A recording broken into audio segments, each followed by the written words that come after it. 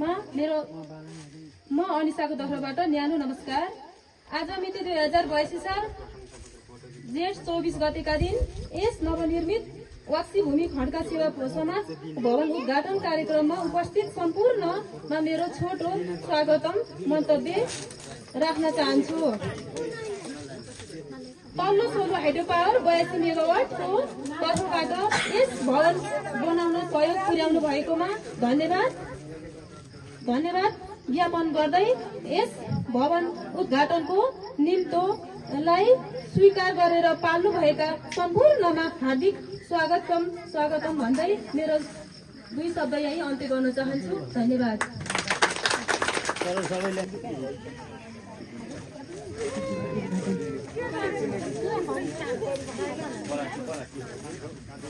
हामी sign board पढेर अथवा साइन गरेर उद्घाटन गरिदिनु हुन हार्दिक अनुरोध गर्दछु।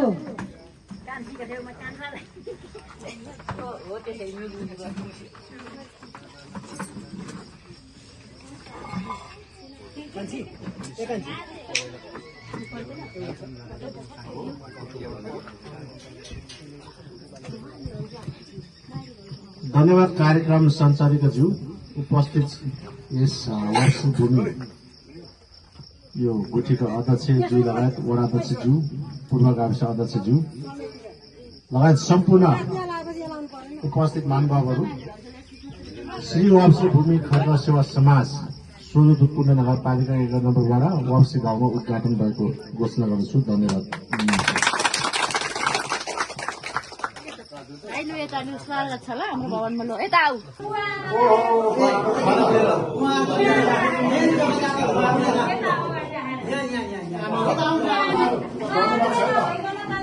जग्गा भाडा दिएको हो कि एउटा भवनको लागि उहाँले 84 गरेको जग्गा दिएको हो।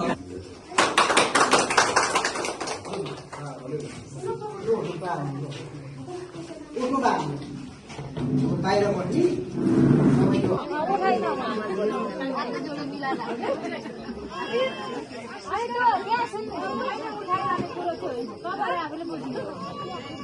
प्रदान गर्नुहुने श्री बमबहादुर खड्काज्यूलाई आफ्नो छोटो मन्तव्यका लागि छोटो मन्तव्य राखिदिनु हुन हिनामाया खड्कालाई अनुरोध गर्दछु। मैले यति जग्गा यो गुठीसँगको दिएको भन्नु हजुरहरूलाई हामीले यति दाजुभाइको लागि गुठीसम्मको लागि हाम्रो हुनमा हामीलाई धेरै धेरै धन्यवाद अनुरोध छ। तपाईहरूले यो गुठीमा झै झगडा नगरिदिनु, कसैलाई राम्रो उद्देश्य लगेर जानु होला। कसैले झै झगडा गरेमा राम्रो हुँदैन। हामीले हजुरहरूलाई यति गुठी परिवारहरूलाई हामीले जग्गा दान गरेर राम्रो होस् भनेर उद्देश्यको लागि हामीले धर्म गरेको हो।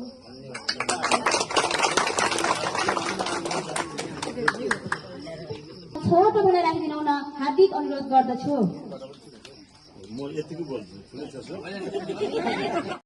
हाम्रो सोलु हाइड्रो पावरका सर रमन सर, अतिथि हाम्रो सोलु हाइड्रो पावरकै कृष्ण सर, यस कार्यक्रमका अतिथि हाम्रो पूर्व गाविस अध्यक्ष ओमसिंह कार्कीज्यू, गौटाप सहकारी संस्थाका अध्यक्ष रामचन्द्र कार्कीज्यू, सिंहकाली आविका विद्यालय दिदीबहिनीहरू, आज यो जुन कार्यक्रम यो सामान्य हुन त एउटा सामान्य गुठी घर एउटा बनाउनका लागि अघि नै हाम्रो मौजनजीले भन्नुभयो धेरै सङ्घर्षको साथ यो आज यो गुठी भवन एउटा छुटाउनका लागि मैले पनि अलिकति थोरै प्रयास गरेँ यहाँ, किनकि हाम्रो अभिभावक भनेको नगर प्रमुख हो।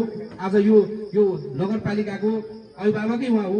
उहाँलाई यो एउटा चाहिँ यो ठुलो यत्रो 32 घरको भएको गुठीको एउटा चाहिँ समाजमा हाम्रो पनि एउटा नगर प्रमुखले यहाँ ल्याउँदै गर्दा एउटा अवसर जुटाउँ र भोलि यहाँ हाम्रा भएका समस्याहरू, यो गुठीमा भएका समस्या उहाँलाई पनि राख्नुपर्छ भनेर यहाँलाई मैले पनि अलिकति भूमिका, म वडाध्यक्ष भएको कारणले पनि यहाँहरूसँगै जोडिएर काम गर्नुपर्छ भनेर मैले यसलाई अलिकति भूमिका मैले पनि यहाँहरूसँग गरेँ। र विशेष त म यहाँ तल्लो सोलो जलविद्युत आयोजनाका सम्पूर्ण यहाँ हाम्रो टिम हुनुहुन्छ, उहाँहरूलाई धेरै धेरै धन्यवाद दिन चाहन्छु। किन हाम्रो हो यहीँको विकास गर्नका लागि सामाजिक उत्तरदायित्वकै पैसा भए पनि यो अरूले अहिले पनि यो चाहिँ 80 गाउँको गुठीलाई बनाउँदै गर्दा हाम्रो पनि गुठीलाई सहयोग गर्नुपर्छ भन्ने कुरा धेरै प्रेसर छ। तर 80 गाउँमा गुठी घर बनाउनका लागि र अरू बनाउनका लागि अलिक फरक छ। किनकि 80 गाउँ यो तल्लो स्रोत जलविद्युत आयोजनाले अति प्रभावित क्षेत्रभित्र पर्ने भएकाले पनि उहाँहरूको माग खानेपानी र गुठी गर्थ्यो। खानेपानीलाई अलिक व्यवस्थित गर्नका लागि गर्ने भनेर धेरै सरसल्लाह भयो, तर हामीलाई पछिल्लो समयमा गुठी घर आवश्यक भयो, तपाईँले गुठीका लागि पहल गर्नुहोस् भन्दै गर्दा यो अध्यक्षज्यूले पनि धेरै दुःख गर्नुभयो। उहाँले पनि यो गुठीलाई दर्ता गर्नका लागि, त्यसबाट मैले पनि यहाँहरूलाई सहयोग गरेर यो गुठी बनाउनका लागि यो एक तल गुठी बनाउनलाई धेरै सङ्घर्ष गरियो। अनि मेयर साहबलाई, हाम्रो अभिभावकलाई यो स्थलमा ल्याएर अर्को तल चाहिँ थप्नका लागि चाहिँ प्रयास गरौँ भन्ने यहाँ हाम्रो सबैजनाको यहाँ उहाँहरूको समाजको कुरा त्यही भोकल्लो ठिक छ। म उहाँलाई बोलाएर यो स्थानमा ल्याउँछु, तपाईँहरू बिचमा चाहिँ यो भएका समस्याहरू तपाईँहरूका चाहिँ कुराहरूलाई म राख्छु भनेर मैले यहाँहरूसँग प्रतिबद्धता गरेको थिएँ। त्यो मेरो बाचा उहाँ चाहिँ मैले यहाँ हाम्रो अभिभावकलाई यहाँ ल्याएर मैले उठाउनु मेरो बाचा पुरा गरेँ। अब माग्ने कुरा तपाईँहरू बिचमै मैले भन्दै अब यो गुठी घर आउँदा उहाँहरूलाई चाहिने अब एक तलो थप्नु छ। बजेटका कुरा भर्खर अब सुरुवात छ। यहाँहरू बिचमै भन्नुहोस्, मेयर साहबलाई टाइम दिएर बोल्नुहोस्। तपाईँहरूले माग्ने, मैले माग्ने पनि यहाँकै लागि हो, तपाईँहरूले माग्ने पनि हाम्रो अभिभावक उहाँ हो, उहाँसँग माग्ने हो। यो चोटिको बजेटमा अर्को माथि तल उठ्ने गरी चाहिँ बजेट चाहिँ यहीँ यो चाहिँ अगाडि नै उहाँले बोलिदिनुहुन्छ भन्ने म आग्रह साथ।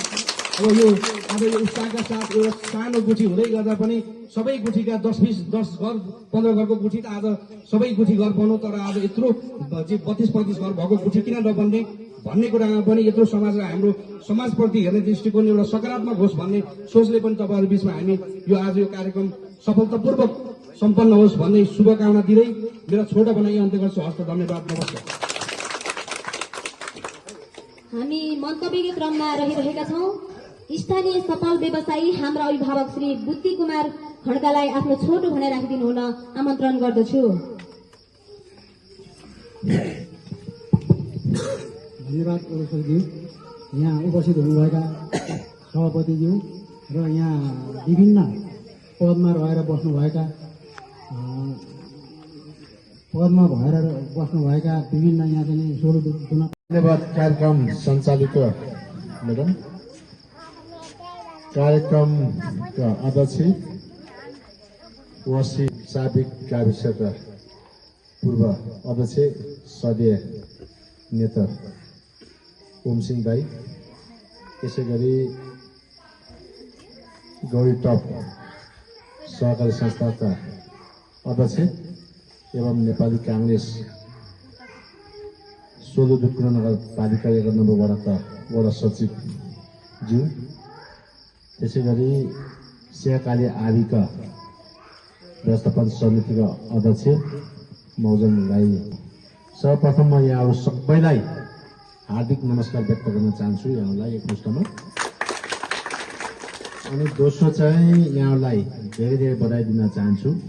आज वासी भूमि खड्का सेवा समाजको गुठी भवन निर्माण सम्पन्न भएर उद्घाटन गर्न हामी सफल भएका छौँ। यो भवन यहाँको लागि आवश्यकता गरि नै सक्नु भएको छ र यो हाइड्रोको सामाजिक उत्तरदायित्व अन्तर्गत यो अत्यन्तै प्रभावित क्षेत्र पनि भएको कारणले गर्दाखेरि त्यही उत्तरदायित्व अन्तर्गतबाट यो गुठीको भवन बनेको छ। म यो भवन बनाउनको लागि यहाँ सबभन्दा महत्त्वपूर्ण कुरा चाहिँ हाम्रो जग्गादाता हुनुहुन्छ।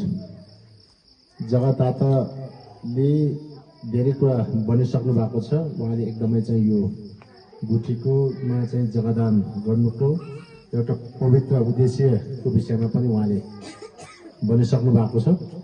उहाँले जग्गा दान नगरेको सायद यहाँ चाहे हाइड्रोले चाहेर अथवा चाहिँ यहाँको चाहिँ खड्का सेवा समाजले चाहेर अथवा नगरपालिका वडाले चाहेर मात्रै यहाँ गुठी भवन बन्ने सम्भावना थिएन।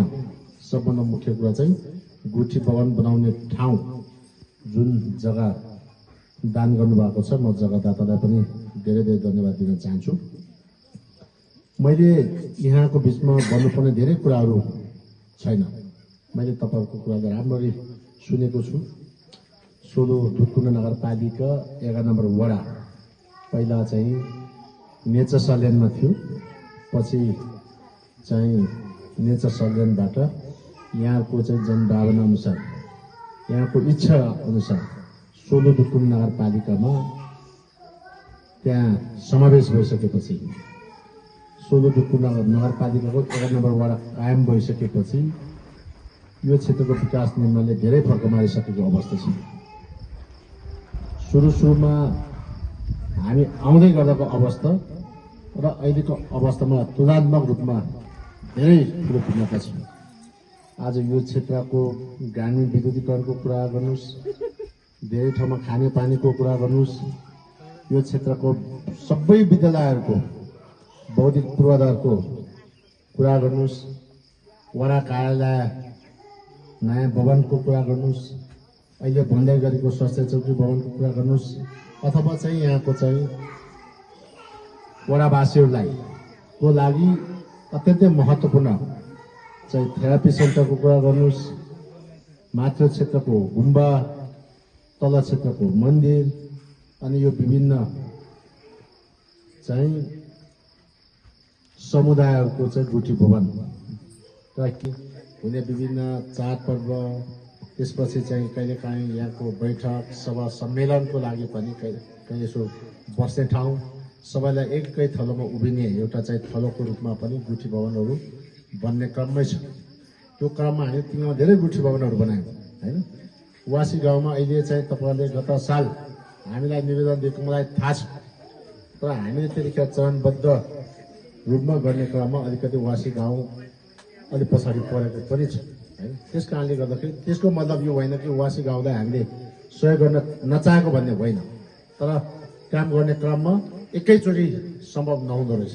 स्रोत साधनको हिसाबले र हरेक हिसाबले यो कुरा यहाँको चाहिँ तिङ्लावासी, यो चाहिँ वासी गाउँको सम्पूर्ण दाजुभाइहरूले बुझ्नुहुन्छ। तपाईँहरू एकदमै चाहिँ के अरे चाहिँ विवेकशील हुनुहुन्छ, तपाईँहरू एकदम चेतनशील हुनुहुन्छ, तपाईँहरू एकदम सभ्य नागरिक हुनुहुन्छ। त्यस कारणले गर्दाखेरि यो विकास निर्माणको काम चाहिँ एकदम चरणबद्ध रूपमा क्रमिक रूपमा हुन्छ भन्ने कुरा यहाँले बुझ्नुहुन्छ। अब हामीले पनि विकास निर्माण कामलाई त्यसै नै अगाडि बढाएको छौँ। त्यस कारणले गर्दा तपाईँहरूले धेरै आत्तिनु जरुरी छैन। तपाईँले आज जे गर्नुभएको छ राम्रो गर्नुभएको छ, त्यसमा अलिकति स्थानीय सरकारले अलिकति चाहिँ थपिदिने हो, सहजीकरण गर्ने हो भने यसले पूर्णता पाउँछ। त्यसको लागि सोलुखुम्बु नगरपालिका एकदम सकारात्मक छ र हामी बजेटको सङ्घर्षमा छौँ। त्यस कारणले हामी तपाईँलाई सहयोग गर्छौँ।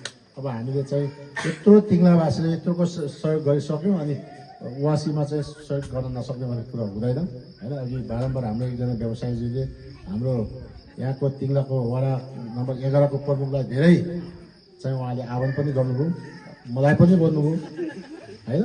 अब उहाँले पनि गर्नुहुन्छ र हामी पनि गर्छौँ, तपाईँ हामी सबै मिलेर गर्ने हो होइन। हाइड्रोको सामाजिक उत्तरदायित्व कुरा छ, यहाँ चाहिँ गौटम्सको पनि सहकारीको सामाजिक उत्तरदायित्वहरू होला, अनि उहाँ व्यवसायको पनि आफ्नो उत्तरदायित्व होला होइन। पैसा मात्रै कमाएर व्यापार मात्र गएर त भएन नि त, समाजमा त अलिअलि त होइन। अब हामीले सेकेन्डको समय यो क्षेत्रको विकास निर्माणलाई कसरी अगाडि बढाउने, यहाँको नगरवासीहरूको जीवनस्तरलाई कसरी माथि उठाउने, यहाँको चाहिँ यो क्षेत्रको चाहिँ आर्थिक समृद्धिको यात्रालाई कसरी गन्तव्यसम्म पुर्याउने भनेर हामी दिनरात लागेकै हो होइन। अघि हामी यहाँ आउँदा पनि हिजो वडा अध्यक्षज्यूले यहाँ एउटा महत्त्वपूर्ण कार्यक्रम छ, तपाईँको उपस्थिति अनिवार्य छ भनेपछि मैले अरू सबै कार्यक्रम मेरो आफ्नै वडामा मेरो गाउँमा अहिले सबैजना सुनवाई 10-11 बजेबाट हुँदै पनि यहाँ चाहिँ आउनुपर्छ भनेर तपाईँहरूलाई प्राथमिकतामा राखेर आएको। किनभने म त तपाईँहरू तिङ्लालाई माया गर्ने मान्छे हो नि त, तपाईँहरू सबै थाहा छ नि है।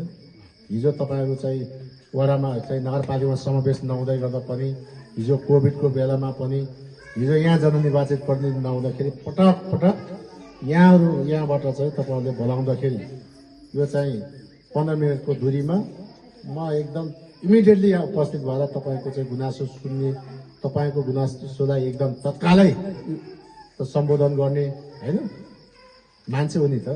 त्यस कारणले गर्दाखेरि हामी तपाईँलाई सहयोग गर्छौँ। यहाँ चाहिँ तपाईँहरूले मैले अघि भने जस्तै अब सबैको एकैचोटि हुँदैन होइन, अघि पछि हुन्छ होइन। त्यो कुरा चाहिँ तपाईँले मनन गर्नुपर्छ। अब यहाँ अहिले यतिको राम्रो बनेको छ, तर अझै यहाँ धेरै बनाउनु बाँकी छ। उहाँले माथि तल उठाउने भनेर सायद तपाईँहरूले चाहिँ अब नगरपालिका सहयोग गर्छ भनेरै होला, पिलर सिलर यसो रेडी गर्नु भएको है। तपाईँ बाटो हुनुहुन्छ नि त पिलर बाँच्नु होइन। मलाई कसरी चाहिँ जालोमा पार्नुपर्छ भनेर तपाईँले गर्नुभएको छ। तर यो कुरालाई चाहिँ तपाईँले त्यो पिलरै नउठाइराखेको भए पनि म आफै पिलर उठाएर पनि भन्नुवाला थिएँ। र पिलर चाहिँ उठाएपछि चाहिँ अब चाहिँ पक्क हुन्छ भन्ने कुरा चाहिँ तपाईँहरूले त्यो चाहिँ तयारी गर्नुभएको छ। त्यो मलाई खुसी लागेको छ होइन। हामी गरौँ, तपाईँ हामी सबैको सहयोगबाटै विकास निर्माणको काम अगाडि बढ्ने हो होइन। मलाई अत्यन्तै खुसी लागेको छ। भोलि हाम्रो तिमीहरूको सबैजना सुनाइको कार्यक्रम पनि छ।